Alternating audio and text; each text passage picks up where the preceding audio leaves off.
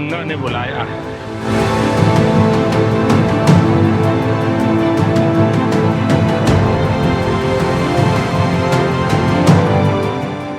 आज शाम से ही प्रधानमंत्री मोदी ने जब मालवीय जी की मूर्ति पर माल्यार्पण किया और उसके बाद रोड शो शुरू किया, उसके बाद से जो उत्साह बना था बनारस में, वो और तेजी से परवान चढ़ता गया। लोगों की बड़ी तादाद है। प्रधानमंत्री मोदी की एक झलक पाने के लिए लोग यहाँ पर बड़े उत्साहित दिखाई दे रहे हैं। भारत एक्सप्रेस की टीम लगातार प्रधानमंत्री के इस रोड शो में बनी हुई है और साथ ही साथ लोगों के रिएक्शंस, यहाँ पर जितने नेता मंत्रीगण आ रहे हैं उनसे बातचीत हम आपको सुनवा रहे हैं। आगे बढ़े, आज कुछ बातचीत भी करेंगे क्योंकि अब आगे के 3 चरण जो हैं वो बहुत महत्वपूर्ण हैं। क्यों हैं? कम सीटें हैं लेकिन इसके बावजूद बड़े फोकस्ड सीट्स हैं ये, इन पर बात करना बड़ा ज़रूरी है और उसके पहले प्रधानमंत्री के इस रोड शो के मायने क्या है ये भी समझना ज़रूरी है। बहरहाल आगे बढ़े उससे पहले रोड शो का एक अपडेट आपको दे देते हैं। वाराणसी में प्रधानमंत्री मोदी का ये मेगा रोड शो चल रहा है। उनके नामांकन से पहले ये रोड शो हो रहा है। रोड शो आगे भी चलता रहेगा, विश्वनाथ मंदिर तक जाएगा, गोदोलिया चौक होते हुए, और इसमें बड़ी तादाद में लोग जुड़े हुए हैं। साथ ही साथ में बड़ी दिलचस्प तस्वीरें आई जब रोड शो में भारी तादाद में मुस्लिम समुदाय के लोग भी इसमें शामिल हुए। मुस्लिम समुदाय के लोगों ने यहाँ पर मोदी मोदी के नारे लगाए। रोड शो में मुस्लिम समाज ने पीएम मोदी का समर्थन किया है। तो ये तस्वीरें इसलिए दिलचस्प हो जाती है क्योंकि इस बार का जो चुनाव हुआ उसमें हिंदू मुस्लिम की बड़ी बातें हुई, विपक्ष की तरफ से बहुत सारे पलटवार हुए। हालांकि एक चीज़ देखी गई है कि मुस्लिम मतदाताओं में भी भारतीय जनता पार्टी को लेकर एक रुझान बना और भारतीय जनता पार्टी ने भी अभी तक जो बातें कही हैं उनमें उन्होंने मुस्लिम मतदाताओं का, खासतौर पर मुस्लिम महिला मतदाताओं को लेकर बड़ी आश्वस्त भारतीय जनता पार्टी रही है पहले भी। और ये देखिए, भारत है, हिंदुस्तान है, बनारस जैसी एक खूबसूरत जगह है जिसको हम बिस्मिल्लाह खां की ज़मीन के तौर पर भी जानते हैं, और इसी तरह बाबा विश्वनाथ की इस धरती पर हिंदू मुस्लिम एकता देखने को मिलती ही है। और यहाँ पर प्रधानमंत्री मोदी का जब रोड शो चल रहा था तो उसमें बड़ी तादाद में मुस्लिम समाज के लोग भी इकट्ठा हुए जो मोदी मोदी के नारे लगा रहे थे। और ये आप रोड शो की सीधी तस्वीरें देख रहे हैं। तो शाम में जब रोशनी थी उस बीच में ये शुरू हुआ था और अब देखते ही देखते आप देख रहे हैं कि रोशनी से झिलमिलाता बनारस है। इस सब के बीच में प्रधानमंत्री मोदी का रथ आप देख रहे हैं। प्रधानमंत्री मोदी लगातार पिछले कई घंटे से इस रोड शो में बनारस की जनता का अभिवादन कर रहे हैं, अलग अलग क्षेत्रों से घूमते हुए जा रहे हैं। बनारस जो अपनी गलियों के लिए जाना जाता रहा है, अब यहाँ पर चौड़ी सड़कें हैं और ये अलग अलग समय की तस्वीरें आप देख रहे हैं। काफ़ी देर हो गई है रोड शो शुरू हुए। वाराणसी में जब प्रधानमंत्री मोदी का रोड शो शुरू हुआ तो आप शुरुआत की तस्वीरें भी देख रहे हैं। रोड शो की शुरुआत मालवीय जी की मूर्ति पर माल्यार्पण के बाद से हुई थी और योगी आदित्यनाथ यहाँ पर पहले ही पहुँच गए थे। उसके बाद कुछ देर बाद प्रधानमंत्री मोदी पहुँचे।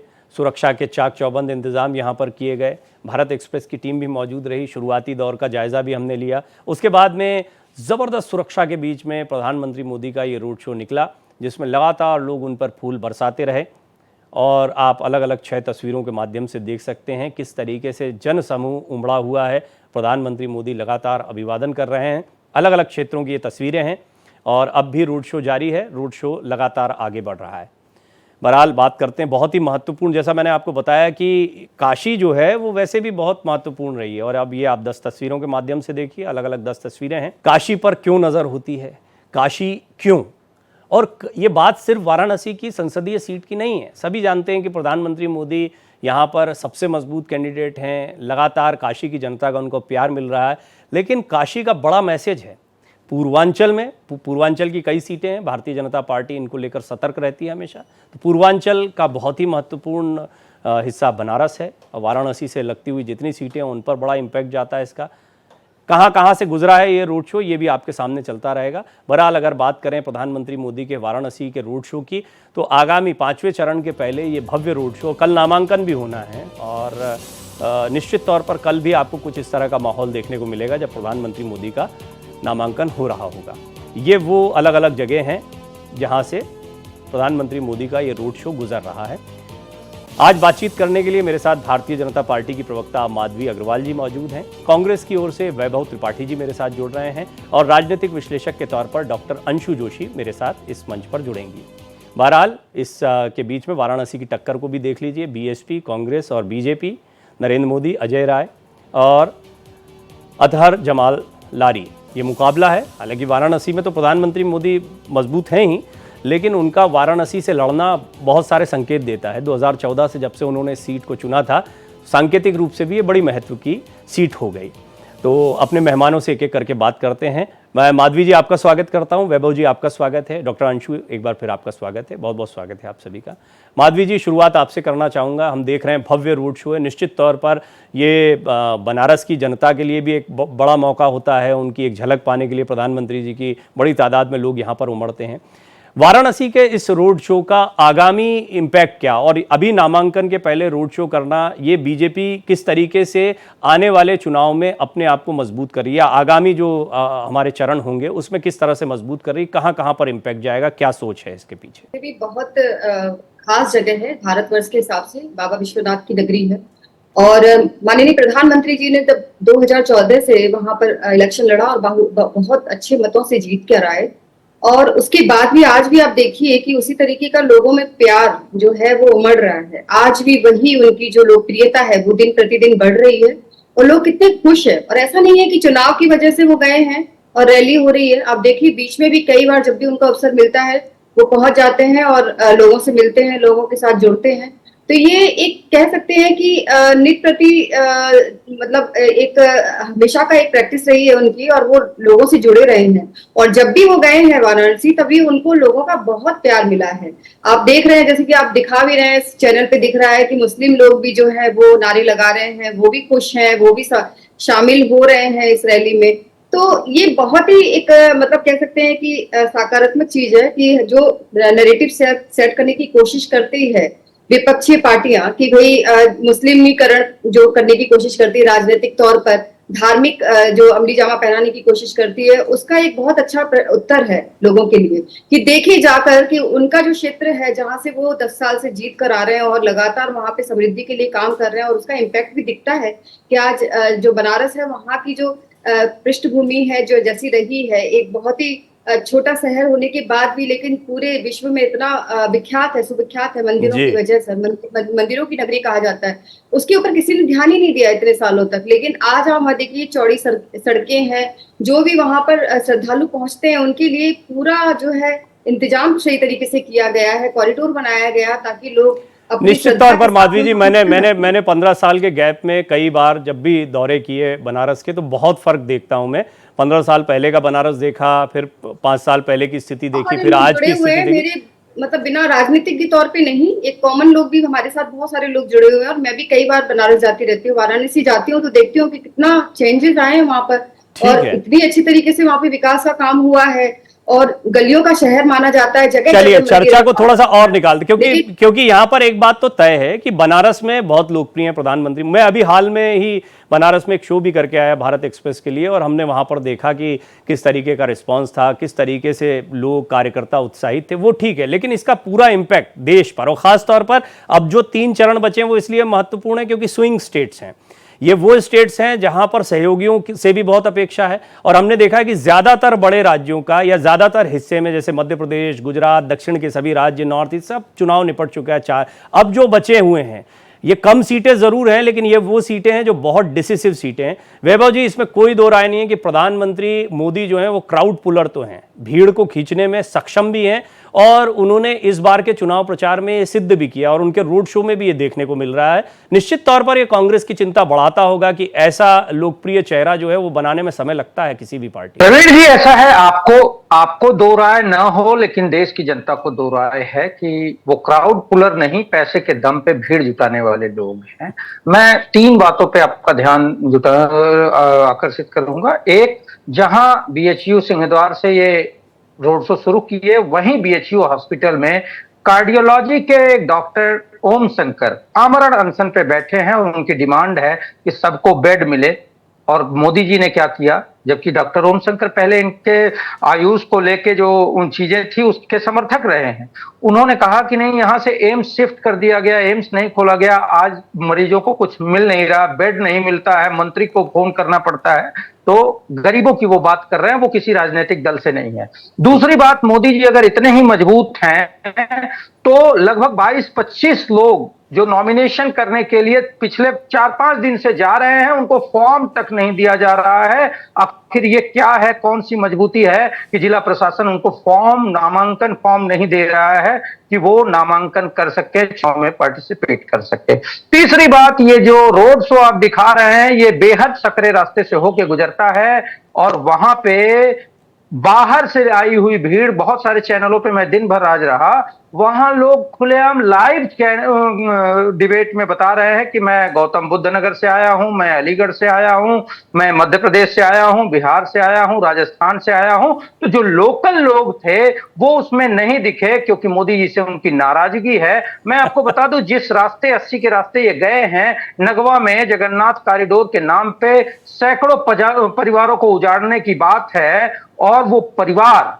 बहुत विरोध में इनके हैं। इसी वजह से जो लोकल लोग हैं वो बहुत कम थे और उन्होंने इनके विधायकों को धक्के मार के भगा दिया, वोट के लिए प्रचार नहीं करने दिया, क्योंकि उन्होंने कहा तुम हमारे घर को उजाड़ रहे हो। और मोदी जी पिछले 10 साल की सरकार के बाद ये बता नहीं पा रहे हैं कि उन्होंने रोजगार क्यों नहीं दिया, महंगाई कंट्रोल क्यों नहीं कर पाए। वहीं बीएचयू में भाजपा के जो पदाधिकारी थे, नेता गुंडे, जिन्होंने बंदूक की नोक पे गैंग रेप किया, हमारी भाजपा की साथी महिला हैं। मैं इतनी संजीदगी तो उनसे भी चाहूंगा कि क्या उन लोगों को 2 महीने तक बचाना या उनको पदोन्नत करना, क्या भाजपा और नरेंद्र मोदी जी पर? ठीक है, आपने काफी सारी चीजें कही हैं, लेकिन माधवी जी क्यों सीधा एक अटैक है आपका जिक्र भी किया, अगर आप कुछ संक्षेप में कहना चाहें तो। देखिए, कांग्रेस को कभी दिखेगा नहीं और वो सकारात्मक देख नहीं सकते हैं। उन्होंने तो हर चीज पर इनको एलिगेशन लगाने हैं और बड़ी अफसोस की बात है कि ये बोल रहे हैं। मैं तो आज दिन में कई लोगों से बात करी थी जो राजनीति से जुड़े भी नहीं हैं, बहुत आम लोग हैं, और पता चला कि वो लोग पूरा हुजूम पूरी महिला मंडली जो है केवल प्रधानमंत्री जी की एक झलक देखने के लिए वहां पर उमड़ पड़ी है। तो वैभव जी, जो आप कह रहे थे कि यहाँ पर बाहर से बहुत लोग आए हुए हैं, बहुत स्पष्ट तौर पर अभी हम काशी विश्वनाथ मंदिर के अंदर भी देख रहे हैं, हमने मुस्लिम समुदाय की भी एक तस्वीरें देखी। खैर, काशी पर या वाराणसी पर तो मैं चाहता भी नहीं था कि बहुत ज़्यादा डिबेट हो, वहाँ के भी मुद्दे आपने उठाए, चलिए अच्छा है। लोकल मुद्दे बहुत सारे हैं, ट्रैफिक भी है, मैं भी बहुत सारे मुद्दे जो है देखा, लेकिन ये कहना कि काशी में कुछ काम नहीं हुआ या काशी के लोग निराश रहे, जी लेट मी कंप्लीट, मैं थोड़ा सा कंप्लीट करना चाहता हूं। बोलिए, सुन रहे हैं आपको जी। समय बहुत सीमित है, इसलिए मैंने रुक गया जैसे आपने। जी बिल्कुल, ऐसा है कि एक सवाल तो अभी आपके प्रसारण से भी सिद्ध हो गया कि जब वहीं विपक्ष के नेता राहुल गांधी मंदिर में जाते हैं तो ये प्रशासन उनकी फोटो तक जारी नहीं करता है, वहां कैमरामैन की एंट्री पास होने के बावजूद नहीं होने देता है, और वहीं प्रधानमंत्री जी के साथ क्या हो रहा है। और सवाल बड़े हैं कि अगर मोदी जी इतने ही अच्छे काम कर चुके हैं तो 10 साल की उपलब्धियों पे क्यों नहीं बात करते हैं। विफलताएं हैं इसलिए वो बात नहीं करना चाहते। और 2500 लोग आज धरने पे बैठे हैं कचहरी प्रांगण में, उनको क्यों नहीं नामांकन करने दिया जाता है।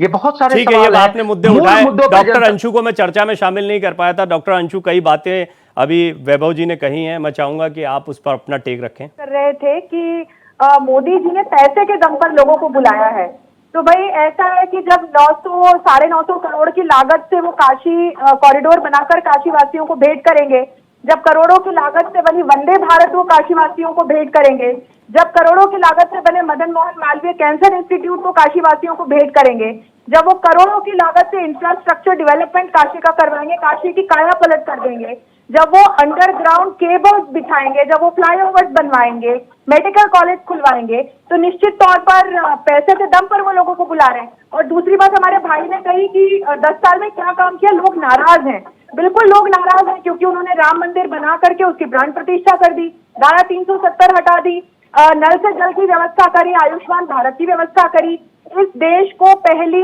दलित महिला राष्ट्रपति दी, उन्होंने उज्ज्वला प्रधानमंत्री जी ये बातें अधिनियम चलाया, 35% महिला। नहीं वैभव जी, आप जब बोल रहे थे तो ये लोग सुन रहे थे, मुझे लगता है आपको सुनना चाहिए। ऑनलाइन ट्रांजैक्शन, यूपीआई की बात की उन्होंने, सीएए की बात की, नई शिक्षा नीति भारत को दी उन्होंने, मेक इन इंडिया की बात की, आत्मनिर्भर भारत को आगे बढ़ाया उन्होंने, भारत को विश्व की सबसे तेजी से आगे बढ़ती अर्थव्यवस्था बनाया। हम आज विश्व की 5वीं सबसे बड़ी अर्थव्यवस्था है। तो इतने सारे काम करने के बाद, नए आईआईटी खोलने के बाद, आईआईएम खोलने के बाद, वंदे भारत चलाने के बाद, नए एयरपोर्ट बनाने के बाद, यदि हमारे भाई को ये लगता है कि 10 साल में कोई काम न हुआ, तो पिछले 70 सालों में भारत में क्या हुआ था, निश्चित तौर पर ये लोग इसीलिए नाराज हैं। क्योंकि भाई उसे धीरे मचकर गति से इस देश को चलाना चाहिए था। आपका आधा समय तो दे दूं अंशु जी को, आधा समय तो दे दूं। आप तो बहुत लंबा बोले थे वैभव जी, आधा समय तो दे दूं। आप बोलिए बोलिए, संक्षेप में बोलिएगा। ठीक है, संक्षेप में डॉक्टर अंशु जी, डॉक्टर अंशु मैं आ रहा हूँ, दोबारा आ रहा हूँ जी।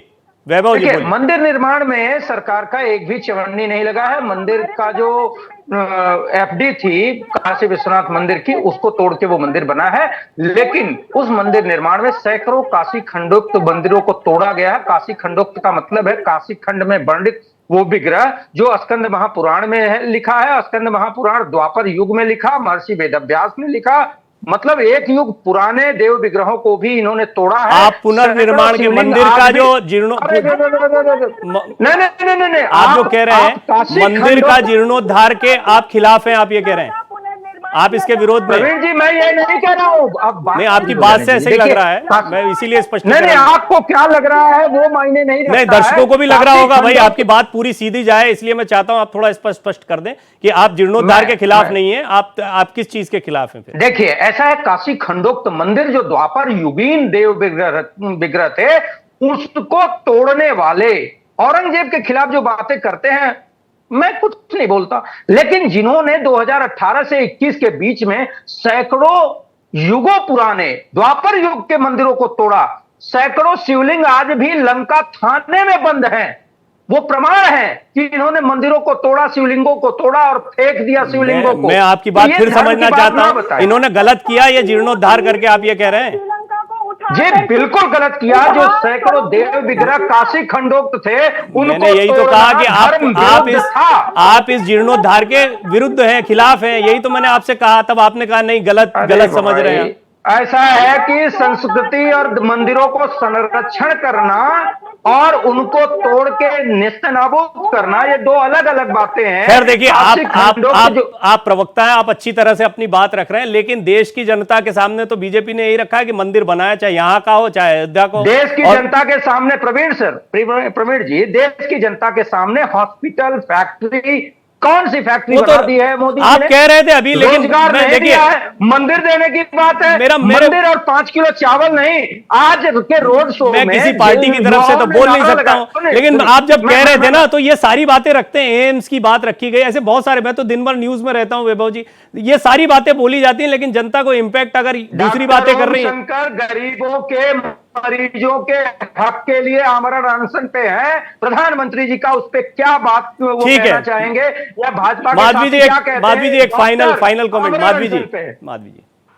देखिए प्रवीण जी, आप लगातार बोलते रहिए और आप लोग जितनी भी कोशिश करेंगे नेगेटिव बातें करने की, उससे कोई फर्क नहीं पड़ता कि देश की जनता देख रही है। और देखिए, आप लोगों ने तो ये कह दिया कि भीड़ भी वहां पर पैसे देकर लाई गई है, तो आप लोग अपनी तरह से दूसरों का आकलन मत करिए। वहां का जन सैलाब जो है वो मोदी जी को पसंद करता है। चलो, आपने अलग अलग जगह पर देखा, आइए मैं आपको बनारस एक पर्सपेक्टिव दिखाता हूँ। मेरी सहयोगी आरती भी मेरे साथ मौजूद है, बनारस गई हुई, लगातार कवर कर रही है, वो बताएंगे आपको, क्योंकि जमीनी हकीकत वो देख रही है। आरती, यहाँ पर एक डिबेट चल रही है, बाहर से बहुत लोग आए, क्या बनारस का माहौल रहा, जरा आप बताइए। प्रवीण, मैं इतना ही कह सकती हूँ कि शिव की नगरी काशी में जहाँ हर हर महादेव के नारे गूंजते हैं, वहां पर आज हर हर मोदी के नारे गूंज रहे थे। मतलब हमने जितने भी लोगों से यहाँ बात करी, उन सबका यही कहना था कि यहाँ पर पिछले 10 सालों में बहुत विकास हुआ है और इसका पूरा श्रेय सिर्फ और सिर्फ मोदी को जाता है। इसके साथ ही प्रधानमंत्री मोदी के रोड शो को लेकर आज यहाँ पर लोग में काफी उत्साह भी काफी ज्यादा दिखाई दिया। एक तरह से कह सकते हैं शक्ति प्रदर्शन, और बीजेपी ने भी इसको एक बड़ा मेगा इवेंट बनाने के लिए कोई कोर कसर नहीं छोड़ी थी। लेकिन प्रवीण, जब मैं बात करूं काशी की जनता की, तो काशी की जनता के सामने एक ही मुद्दा था, वो है विकास का मुद्दा। और बार बार चाहे बच्चे हो, बूढ़े हो, महिलाएं हो, सभी सिर्फ यही कह रहे थे कि यहाँ पर बहुत ज्यादा विकास हुआ है।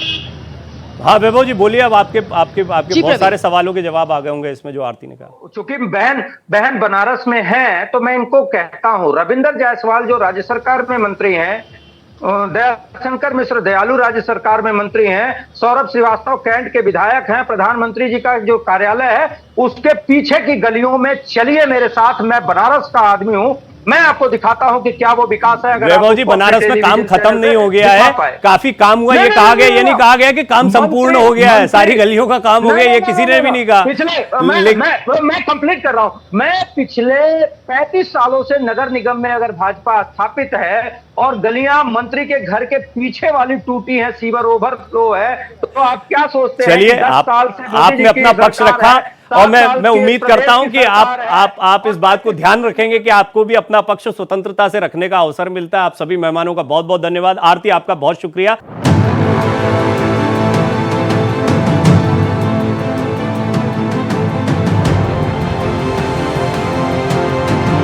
मुझे तो माँ गंगा ने बुलाया है।